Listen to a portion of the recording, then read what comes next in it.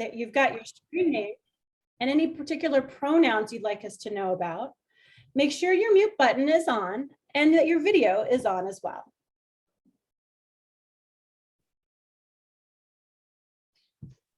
Today, we're going to meet for 60 minutes. We've got just 1 hour. So we really hope you can stay present with us the entire time. You might want to grab your favorite beverage, a tea or a coffee, a cola, or just some water to keep yourself comfortable. We want to make sure that you do use that mute button skillfully, so making sure you know how to use it to turn on and off. We hope you keep your camera on unless we tell you. We do have something in store for using our camera today. And we definitely encourage you to use the chat box with purpose. Maybe you see a friend, or maybe you have an idea you'd like to share. So as we get started, and as folks are joining in the room, I would love if you could put in the chat the town or city that you're joining from, the space where you're doing this meeting from. Maybe you're in your kitchen, maybe you are in your living room, maybe you've made it into the office today, but let us know the space you're joining from as well. And also let us know the floor material currently underneath you. Maybe there's tile, maybe there's wood floor, maybe there's dirt, but let us know. We'd love to create a warm and welcoming sense so that we know where everybody is. It looks like some folks are still entering the meeting.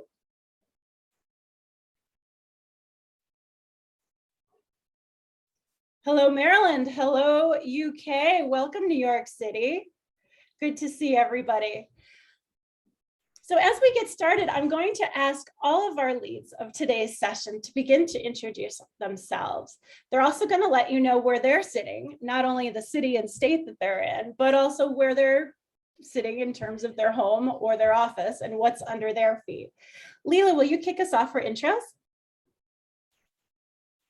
Sure thing. Hi, everyone. I'm Leela Rosen. I'm based in New York City with the Wildlife Conservation Society, currently sitting in my bedroom office, which has lovely window light, some house plants, and there's hardwood floor underneath me. Nice to meet you all. Kate? Hi, everyone. Thank you so much for joining. I'm Kate Mastro. I am joining from Wildlife Conservation Society. I'm joining from my apartment in Larchmont, New York, and I'm standing on a wobble board. Very cool.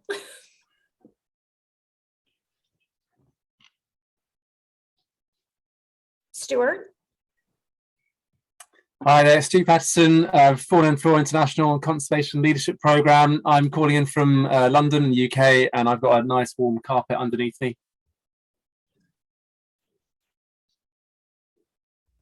Sam. Hi, all. My name is Sam Aipari. I work for the Wildlife Conservation Society Uganda program. I'm calling in from the Department of Natural Resources, Michigan State University. Under my fly, I have a carpet. Nice to meet you all. Call upon Oscar. Thanks, Sam. Nice to be here. I'm from South Africa. I'm working from my bedroom office, and under my floor, it's a carpet. I'm actually sitting down, so I'm looking forward to this. The last one. Hi, everybody. My name is Lucila Castro. I am from Argentina. I am the Argentina Director of Natura International. I am now in Cordoba City, right in the middle of my country, after 2 months of traveling back home. And my floor is, I think it's tile. Thank you so much. I'm very happy to be here today. Excellent. It's so great to have everybody. I'm Nina Hadley. I'm the Senior Director of the Guardians Program at Rewild. I'm based in Washington State, which is the traditional lands of the Methow peoples. I am currently in a small office of a friend, and under my feet is a bit of a small short pile carpet, keeping us warm because last night we got 12 inches of snow. I would be remiss if I did not mention and extend our gratitude to also another co-lead who wasn't feeling well today, Christina Emmerich from the Conservation Leadership Program and the Wildlife Conservation Society. Everyone that you see here today on this slide has contributed countless hours and moments of thought and knowledge to making sure today's session is great. It's wonderful seeing everybody joining here. I see Minnesota, I see people joining from all over the world, and we're really glad you can join us. Take the next slide, please. So what's on tap for today? We want to be clear about our objectives and working really hard to make sure that we achieve them with you all. First of all, we'd like to explore why and how we might collaborate across sectors and learn about the nature of partnering. And second of all, we really do want to engage all of you, the workshop participants, in an honest and open dialogue that infuses confidence and welcomes very diverse ways of knowing and thinking. Next slide, please. We're going to spend just a few minutes sharing some definitions and helping us just kind of get comfortable, and hope you that start to wonder about this topic for a bit. We are going to give you a very brief primer, and we've all agreed, all the leads in talking today and previously, this could be a 2-day workshop. So please forgive that we've only doing about a 5-minute primer, but we do want to share with you some basic and really affirming frameworks about cross-sector collaboration. We're going to do just a smidge of impromptu networking. We're just going to spend 5 minutes getting to know what others think in the room. And then we're going to have a broader dialogue. We've invited several special guests today, Oscar, Lucila, and Sam, who have an extensive amount of experience on the ground and working across sectors. And they're going to share some ideas with you and also invite you to join their conversation, their dialogue on some key topic and issues and questions. Finally, we'll end up, we would love your feedback on how today's session, we are a very much learning-oriented group. We're going to gather some feedback because our hope is that at one point we can take a workshop like today and turn it into a much longer workshop going forward. Next slide, please. So what is cross-sector collaboration? Well, at a really basic level, we can assume that it's an alliance or a collaboration or a coming together of multiple groups or individuals and organizations from across the sectors, nonprofit, government, philanthropic, business, and others that use their diverse perspective and resources to jointly solve problems and share achievement of a societal good. Next slide.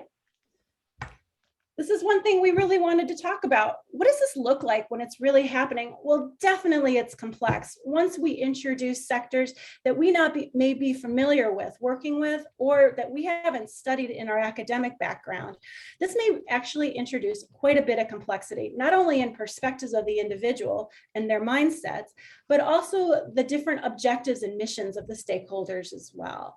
Once we're engaging multiple stakeholders to craft solutions that are complex, they're going to have to bring processes and various perspectives as well as their resources necessary to make this successful. You can also expect co-creating change and new outcomes. Again, when we work with just people in our sector, we might have something that we can expect come out of it. But when we invite multiple sector operations and sector cooperation and collaboration, new outcomes can definitely emerge. And finally, when multiple sectors and groups come together, accessing that full range of resources from technical, human, the knowledge, physical, and financial resources as well can be critically important. Next slide, please. So as we talked about, and you heard I mentioned mindset, we're going to share a little video with you, and I believe Leela is going to set us up to help open our mindset in a way that maybe is a little non-traditional, but we hope you enjoy it. Let me just go ahead and share my screen again. Thanks, Leela. Sure. Can everyone see this as a big screen? I'll put my thumbs up. Perfect, thanks. Thank you.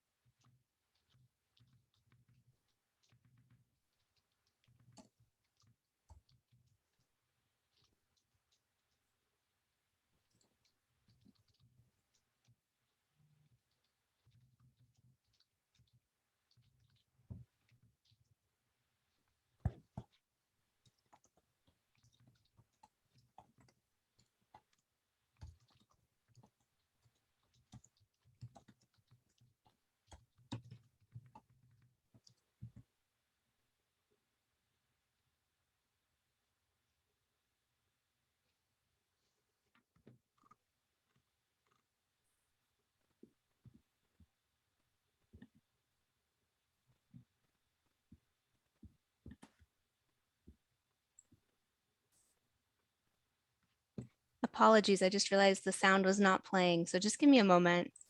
Let me share that again. No worries, Leela. Thanks.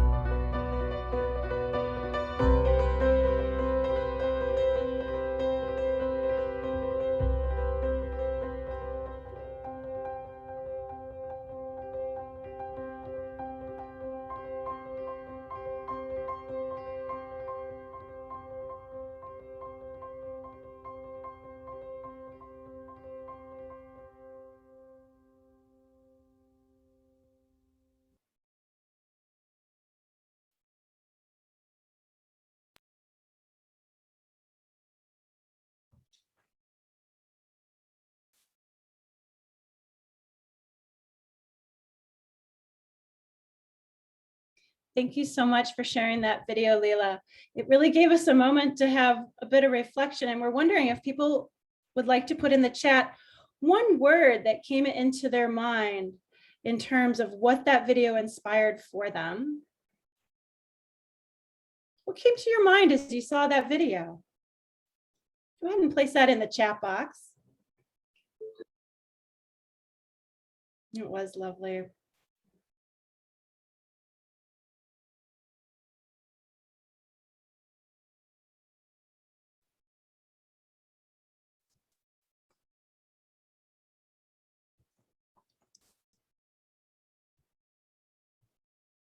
Yeah, a lot of transformation in a lot of those different scenes. Shifting.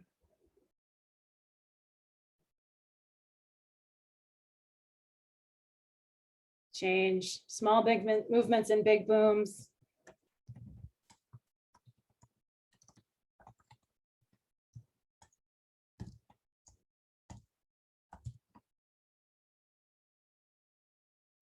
Ripples, ruptures, yeah. We'd like to give you also a moment to raise your hand and go ahead and voice and let us know what you think this might have to do with cross-sector collaboration.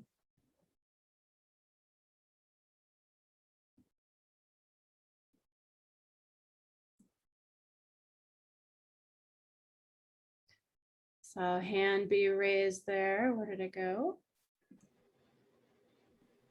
Ashley. Hey. Hi, Ashley. Yeah. What do you think this has to do with cross-sector collaboration?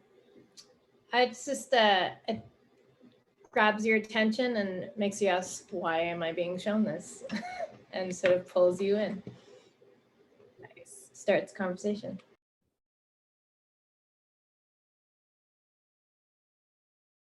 Anyone else want to take a gander? Lee, I see you raise your hand. Hi. I'm just reading the last comment that the arts are not always the first thing you think of for collaborating with nature, but coming from the arts myself, it is always the first thing I think of when engaging people and their emotions and really inspiring them to participate. Absolutely. Absolutely. Thank you for all those comments and sharing your reflections. This was also a nice way to start to practice using our voice together today, as well as using our chat to share some of our thoughts. I'm going to jump in next and do a bit of a primer, or just a quick overview, if you'd like to call it that, on what cross-sector collaboration truly is about. So we'll go to the next slide, please. What is the call for action here? Well, just this past September, The Guardian ran an article and it really caught my eye and it caught my colleagues' eyes as well. We saw in health journals, and in fact, 200 health journals, a call for action by health sector professionals, physicians, people who work across the health sector. And well, what did they say? As our next slide. In 200 different health journals carried this single call for action. And they said, as health professionals, we must do all that we can to aid in the transition of a sustainable, fairer, resilient, and healthier world. Alongside acting to reduce the harm from the environmental crisis, we should proactively contribute to global prevention. I'm going to read that again. We should proactively contribute to the global prevention of further damage and to action on the root causes of the crisis. We must hold global leaders to account and continue to educate others about the health risks of the crisis. We must join in the work to achieve environmentally sustainable health systems before 2040, recognizing that this will mean changing clinical practice. Health institutions have already divested from more than 42 billion of assets from fossil fuels. Others should join them.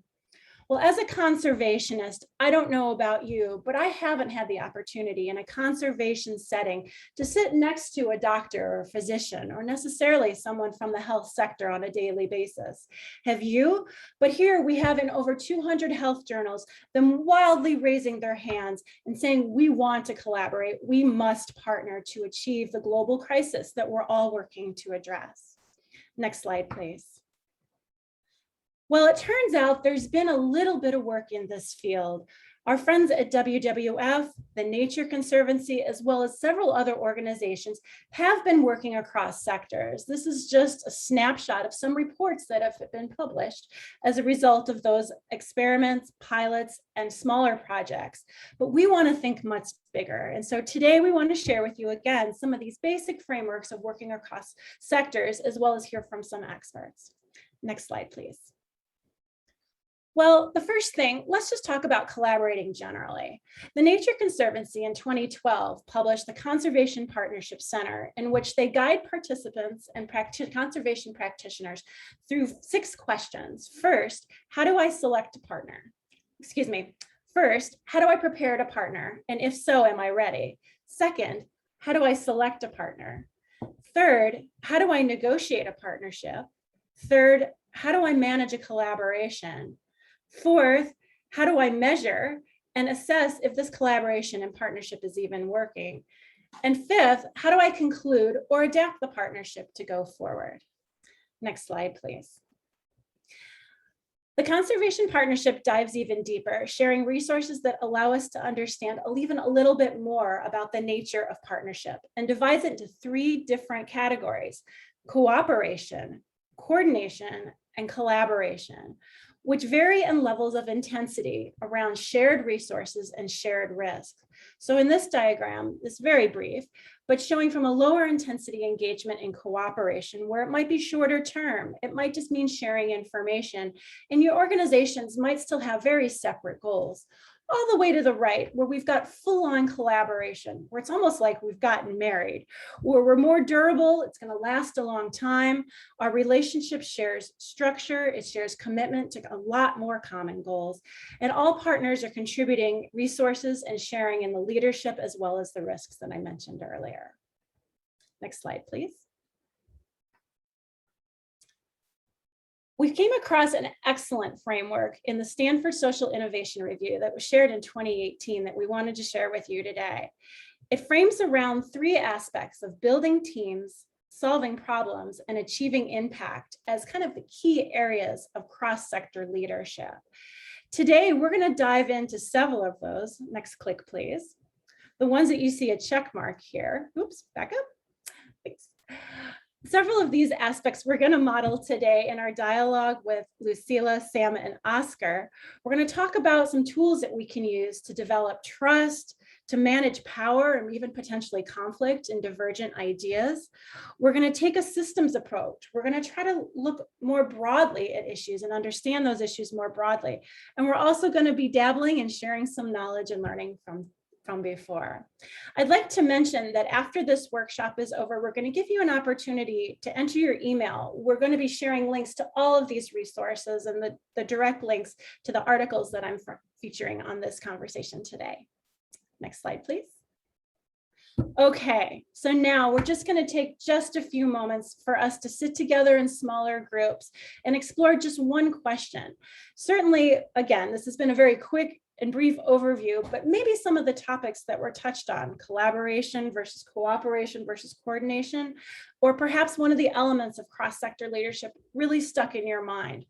We'd like to ask you to take a moment with just a few colleagues who've joined us here today and share what kind of mindset that we might need as practitioners as we work across sectors.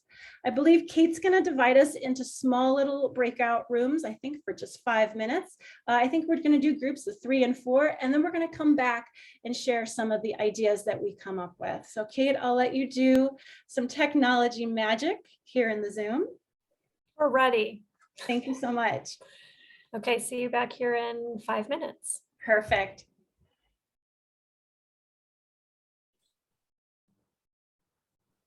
Welcome back, everybody. Hi. Hey, we're going to give you a moment and test out a cool tool we came across. One more minute. Poll everywhere, no worries. We're going to give you a chance to kind of report out, but in a maybe more non-traditional way. We're going to use a tool called Poll Everywhere. And in just a moment, Kate is going to put a link in the chat, a URL that you can copy and paste, because we're going to find out what you heard and then what you shared in the chat.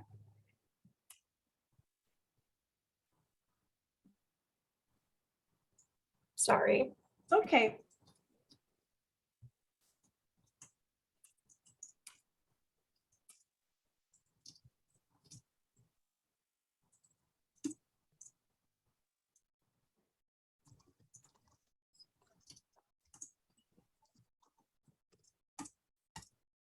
Apologies, everyone. I was reworking the question. No worries. Thanks so much, Kate. Okay. Kate, I just shared the question in the chat. I hope that was That's the perfect. current version. Yeah, so just start thinking about as one word that you came away Close from in your enough. discussion. And we'll post that in just a moment. The joys of And if copying you and pasting can't, right now. yeah, and if you can't bring it down to just one word, there's going to be a way for you can share up to 2 or 3, I believe. Oh gosh. Okay.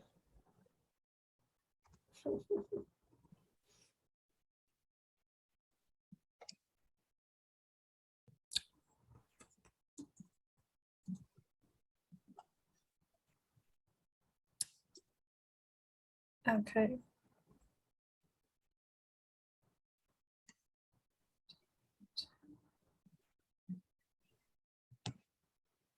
Do you need the link, Kate? Well, we changed it, and that is what I am struggling I have with. the last one you sent before if you want me to try. Thank you. That's the other. Here we go. I'm sorry, everyone. What is No that? worries. Skip. No worries. In the I need meantime, the people have poll. already been warming up their thoughts about some of those words. So it's great. Copy link. You all are the best. Let's hope this is the one. Great. If not, we'll just stick with the chat.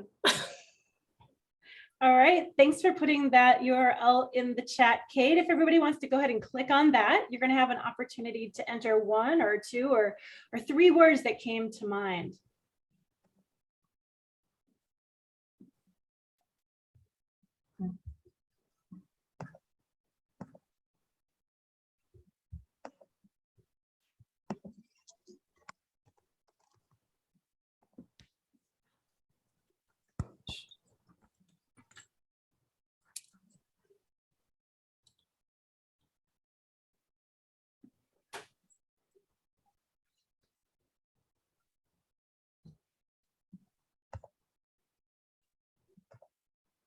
Okay, this looks great.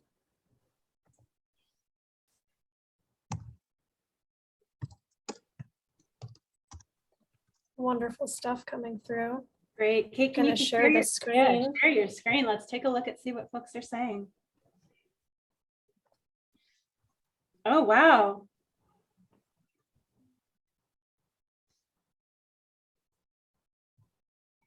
Open, openness, empathy, non-judgmental Yeah. language. Passion. I see passion in there. I like it. Humility. Mm.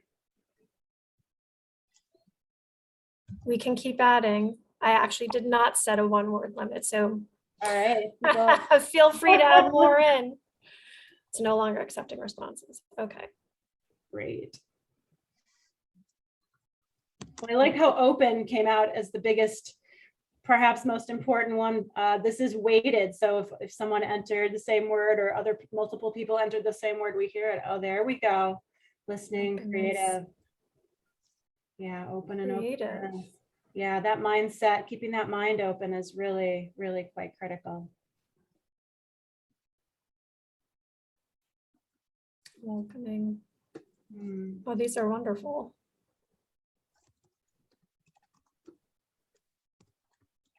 Strategic.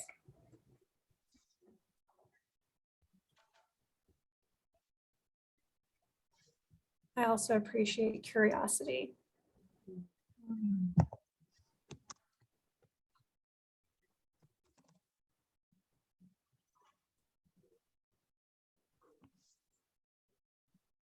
We'll give folks just another minute to enter any other words that pop into their mind or any takeaways they had from that small group discussion.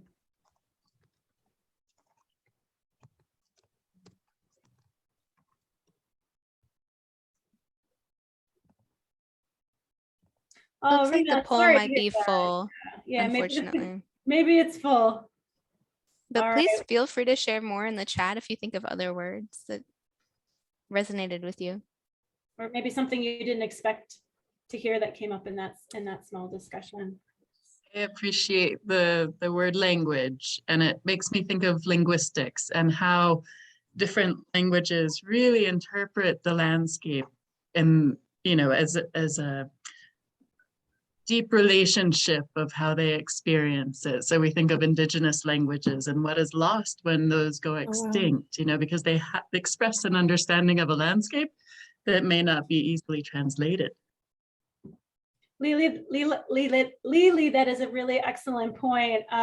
When we were designing today's session and found out we only had 60 minutes, one of the bits of content that we had shared in a previous session that was a bit longer was a bit of a model that talked about the difference in languages, and not just in the languages we speak, but how certain words might be interpreted differently depending on the context and the sector you come from.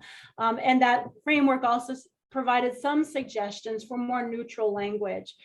Some of the techniques that my colleagues and I have used also has been some visual techniques and using images and pictures to start to overcome. And again, this is where we start to see the importance of art in inspiring and conveying ideas. So thank you for adding that point. We're really grateful to you for doing that.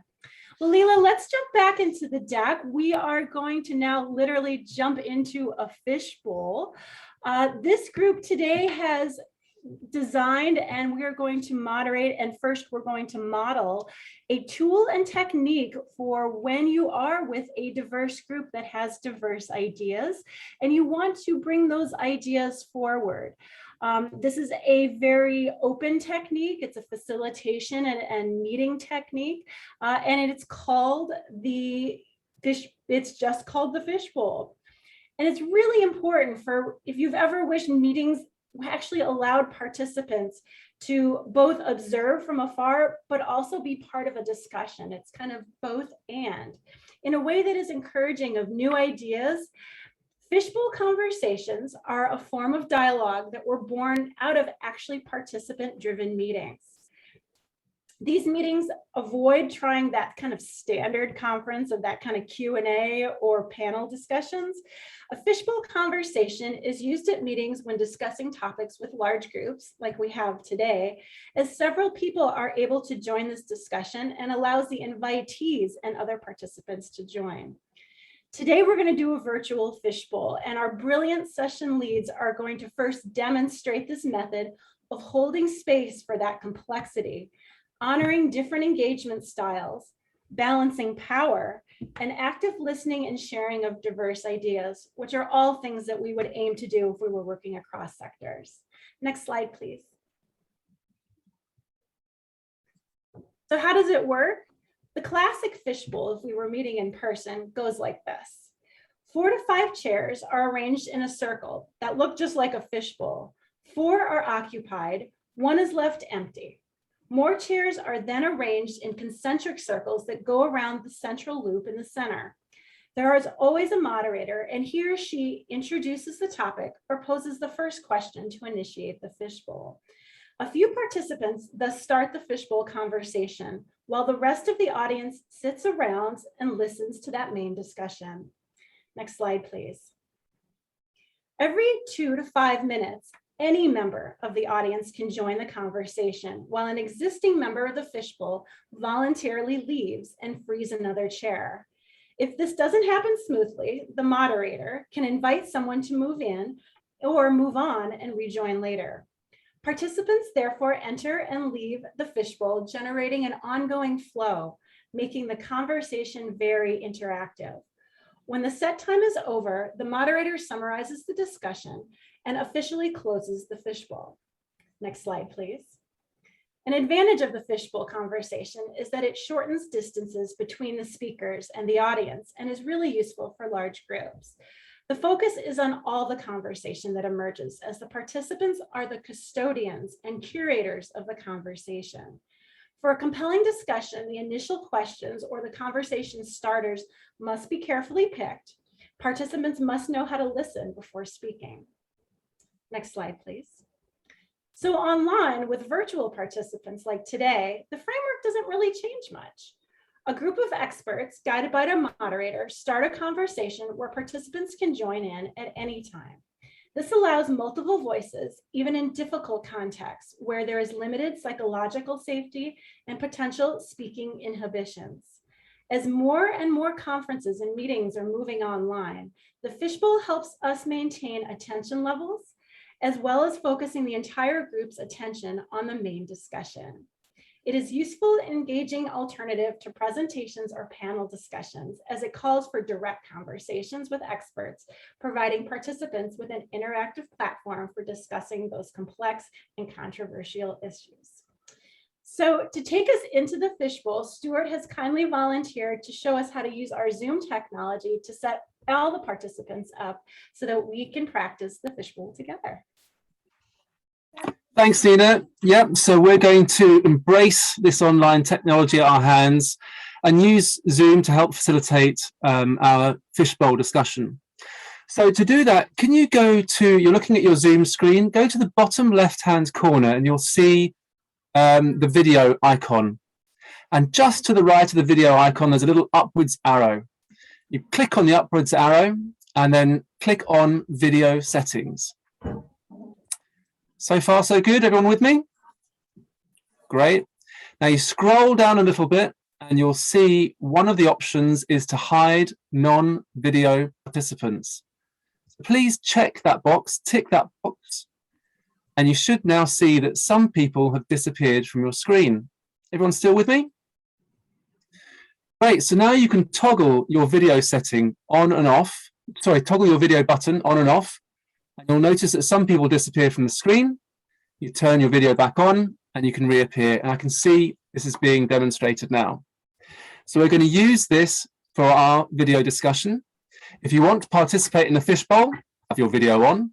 If you want to retreat from the fishbowl, you can turn your video off. But don't forget that this setting will stay in place for your next Zoom meeting. So remember to uncheck that box if you want to appear or disappear for your next meeting. Thanks, Nina. Great. Thanks so much, Stu. I just want to make sure if everybody's got the settings, if anybody has a question or is there any questions, go ahead and put it in the chat, and maybe Stu, you can do a little tech support in the chat with anybody who's having any issues. But it looks like we've had real good success. Everybody has toggled with their video off, which allows us to get started. We're going to do 2 rounds of the fishbowl. All of our session leads here today are going to join into the fishbowl. I'm going to be the moderator. You heard me talk having about kind of a set number of questions, or so from prompt questions that are great to start the fishbowl with. Well, instead of questions today, we have chosen a few quotes from those resources that we are going to be providing you direct links to, that were particularly poignant and really stuck out for us as we were designing today's session. They were also areas where our experts, Lucila, Oscar, and Sam, who are joining us today, have some really deep experience and had some ideas they wanted to share with us. So I'm going to ask for our first round for all of our participants, with the exception of our leads today, to go ahead and turn off your camera. We're going to do this for a few minutes. We're going to practice. We're going to show you what it looks like to turn your camera on and off. And then we are going to invite you, the participants, to join us in the fishbowl as you have thoughts coming up and we share some additional quotes. So let's go ahead and start off. Kate, Leela, will you please read the first quote? Sure, thanks, Nina. So the first quote is, cross-sector leadership requires choosing collaboration instead of other means of addressing difference, such as competing, accommodating, compromising, or avoiding, precisely because as a style of engaging difference, collaboration requires both our highest degree of agency, here are clarity and sustained action toward our own vision and strategy, and our highest degree of compassionate cooperation.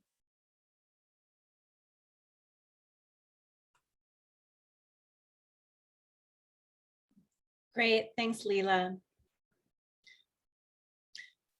And I think a few of our co-leads, Sam and perhaps Oscar, might have some response to that. Hi, Sam, welcome to the bowl. Thank you. So I would like to share my experience while working in Uganda across sectors, between conservation and industrial development projects. So basically, instead of choosing the avoidance part where you say this industrial development is not going to take place, we chose the collaboration part. And what I would like to say that we have had some positive benefits, of minimizing the number of oil wells being dug in a protected area, and also steering conversations of biodiversity offsets instead of paying cash looking at quantifying the number of trees that have been cut. So instead of that, we've been steering the conversation to restoration. So with that, I would like to invite other participants to hear from them about their views. Thank you. Thank you, Sam. Oscar. Sure, thanks, Nina and Sam. Yeah, it's an interesting one because in collaborating, so in the current space where I'm working with the utility, sometimes you have stakeholders that are interested in also conserving beds. In power lines, for example, beds, it's a national issue where different lines in South Africa get a high risk and they affect beds. So you might get stakeholders that are interested in saving beds as well. But instead of ignoring them or avoiding what they're saying or their contributions, I think it's really great. You find it really important that you actually get to your goal, in this case, EWT and Endangered Wildlife Trust, and the utility goal of conserving species as well as conserving the equipment of the utility, so that it doesn't go, it doesn't, I don't know how to say it. It doesn't last long if it doesn't get looked after. But by incorporating what the other stakeholders that you might have avoided, it actually adds value to reaching that goal. Thanks. Yeah, great point. Lucila.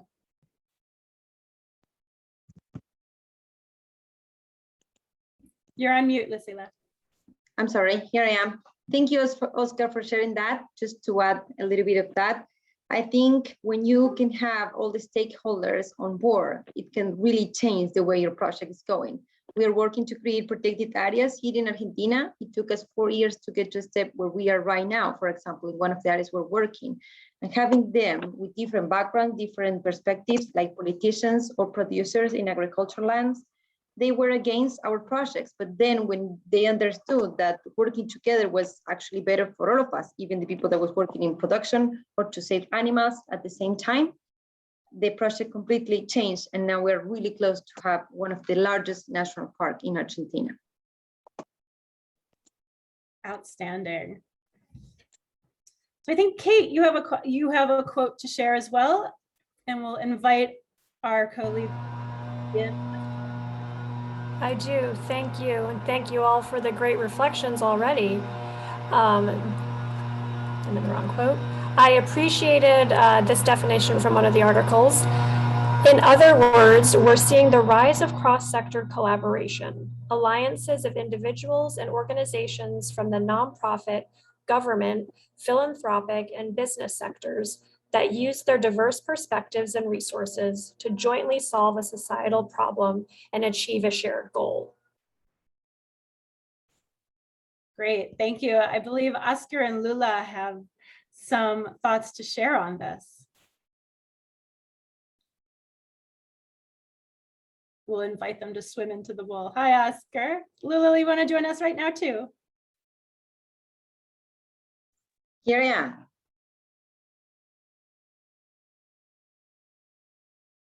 Go for it, Lucilla.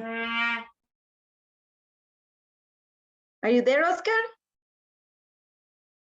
Yes, I'm there. I just wanted to guide it to you, to guide me, and also to get our participant to also join us. And then, yeah, it's interesting if you can go first. Let me hear what you say first. Thanks.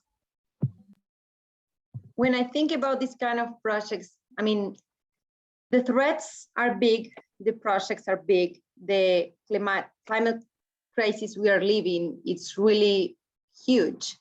So I don't think another way to keep working in protecting our nature, but having all of us on board.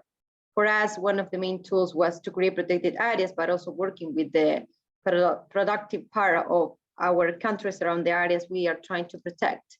So this quote that Kate just read speaks a lot about that, you know, collaboration, doing alliances. I started working by my own as a biologist, and I started creating a group of people trying to work in the things that I believe were worth protect. I couldn't do it by myself, of course. Then I jumped in to work with another NGOs, universities, the mayors of the towns around the areas we were working, politicians at the national level. Finally, we got help from people like philanthropic people that had a lot of money to invest in our projects. Also, we got on board people of business sectors. So this kind of list of things that Kate just mentioned was actually something that I was able to see during the last 4 years of my career as a leader in an NGO in Argentina, trying to get some areas protected, but not just to protect nature, but also to work with the local communities around these areas. So I wonder, Oscar, if you had any experience like this in working maybe with politicians, government, or local communities. Thanks, Lucilla. Yeah, that's a really great contribution. I have an experience more with the utility, with power utility in South Africa. So I was interested in saying that you got so many people. I didn't get the number, but it's a lot of people that are helping you to run with this idea, to get this goal, because alone you wouldn't get it. In South Africa, with ESCOM, we have engineers and linesmen throughout the whole of South Africa. They are trained to report incidents. By them doing that, we are able to identify the areas that needs to be mitigated. Without them, we would miss those areas and birds would continue to die. We wouldn't even know about those birds that die. So we are, as I speak, Cape vultures, they've been downgraded from endangered to vulnerable. That's a great work. That's we were able, with other stakeholders, obviously, with the linesmen. So by actually getting the utility to reduce their costs so that they're able to train their people, we were able to achieve that. So I think it's a great thing if you can get as many people as possible on your side, by also getting the utility or the companies to be compliant with what the legal, environmental legal regulations in the specific countries. Now we're having this expanding to other African countries, Mozambique, even Eastern Africa. So birds will be protected throughout the whole African region. So yeah, thanks. Just that was my take. Outstanding. Thank you both, Lucila and Oscar. You're welcome to stay in the bowl. We've invited all of our participants, or any of our participants who have anything to add. I see Ashley has swum into the bowl. We invite any others who want to add to this topic, or perhaps go on a tangent or something that they heard. So welcome, Ashley, and Oscar, you're welcome to stay in unless you're ready to swim out. Hi, good morning, afternoon, and evening.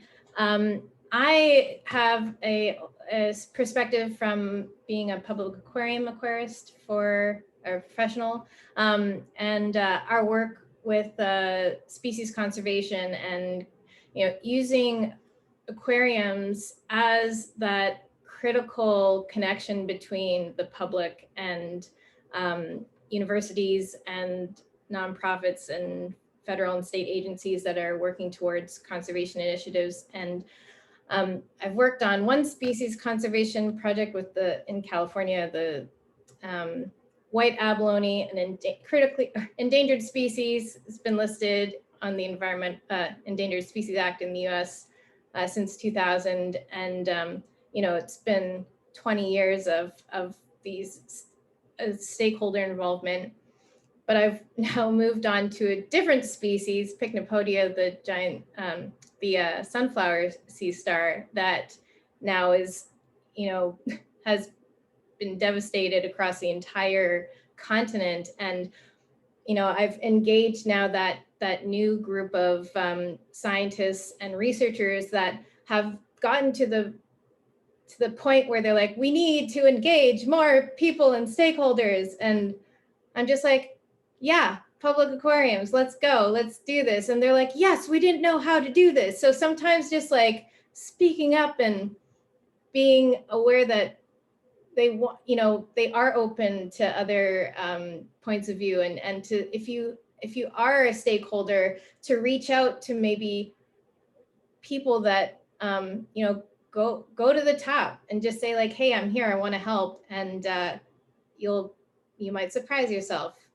if they're, part of this sort of philosophy of opening and listening to people and seeing how they can make it work. Because that was my insight. Thanks for sharing.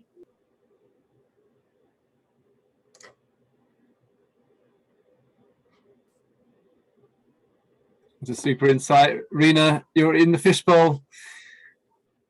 How can you add to that? Hi, yeah, I just wanted to quickly acknowledge that the word collaboration is used quite differently depending on what discipline we're talking about, depending what area we're talking about, depending what sectors we're talking about. So I just wanted to clarify really quickly that what I'm hearing, what I heard from Oscar sounded a little bit more like coalition building. So essentially pooling, increasing your power, increasing your influence by getting a bunch of people who have similar objectives, but who previously weren't united for whatever reason, together. And so that to me is the aspect of collaboration, which is pooling of resources, versus collaboration, especially in the American West, which has been specifically used regarding conservation in terms of addressing some sort of conflict and getting users who have disparate goals to come together and actually very much try to compromise. So just to recognize that there's different uses of those terms, including that there's things like science with society, co-production, which co-production can both be knowledge and action, and things like stakeholder engagement, which can all be all these fields which need to come together and talk to each other. But yeah, I just wanted to recognize that we do still use collaboration very differently when we talk about it. Absolutely, Rena. I formerly worked quite a bit in Asia and the Pacific. One of the countries I was working and supporting teams in building partnerships was in Australia. The term partnership also carries with it very different context as it does for us in US and also in South America. So just another great punctuation on that point, that terminology really does matter. And when we, even in the simplest terms, and we talk about what we even want to do with another stakeholder, this could be a thing. Any other fish want to swim in the bowl as we move toward wrapping up today's session?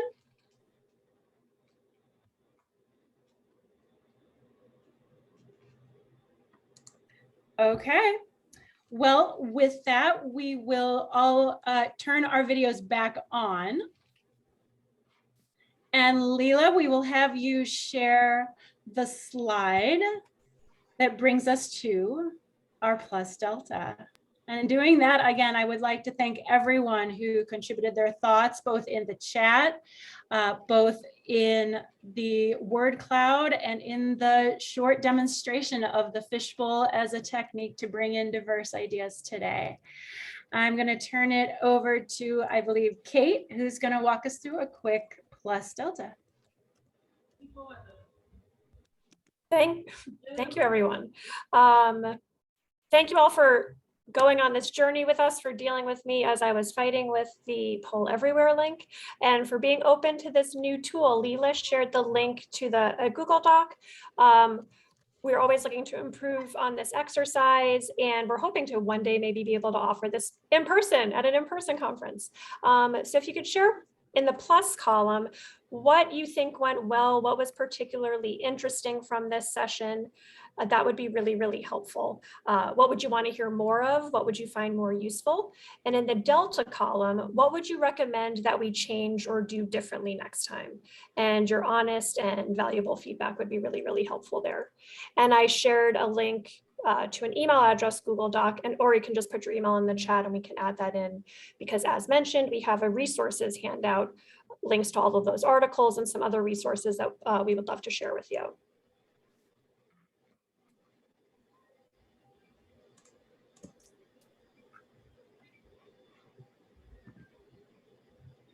And on behalf of all of the presenters, thank you all so, so much. 1 hour goes by really quickly. I wish we could have gotten in the bowl more, but again, thank you all for your feedback, for your kindness.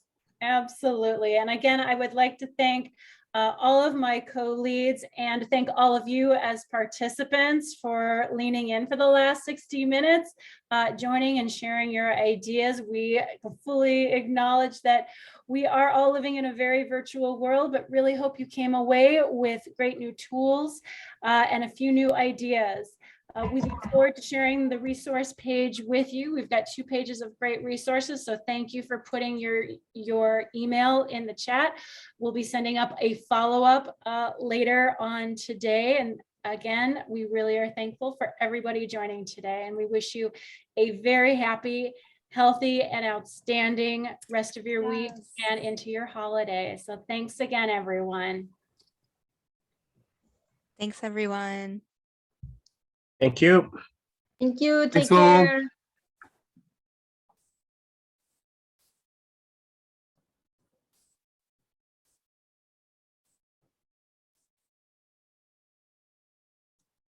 All right. See you back over in our debrief link. Sounds great. Thank you, Leila. Thanks, everyone.